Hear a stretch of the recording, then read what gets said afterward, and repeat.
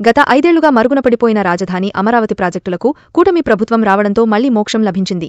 కేంద్ర ప్రభుత్వం రీసెంట్గా ప్రవేశపెట్టిన వార్షిక బడ్జెట్లో రాజధాని డెవలప్మెంట్ కోసం నిధులను కూడా కేటాయించింది.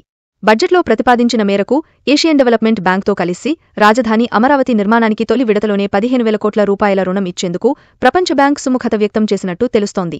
ఈ నేపథ్యంలో ప్రపంచ బ్యాంక్ మరియు ఏడీబీలకు చెందిన ప్రతినిధుల బృందం రాజధానిలో విస్తృతంగా పర్యటిస్తూ ఆయా ప్రాజెక్టుల వివరాలను సేకరిస్తున్నారు. అయితే 2019 ముందే 3,500 కోట్ల రూపాయల రుణం ఇవ్వటానికి ప్రపంచ బ్యాంక్ సిద్ధమైంది.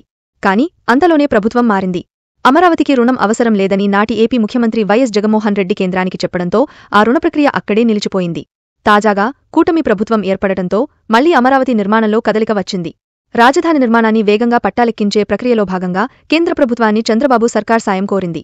దీనికి కేంద్రం సానుకూలంగా స్పందించి విదేశీ ఆర్థిక సంస్థల ద్వారా 15,000 కోట్ల రూపాయల సాయం అందజేసేందుకు ఆమోదం తెలిపి ఈ మేరకు బడ్జెట్లో ప్రతిపాదించింది.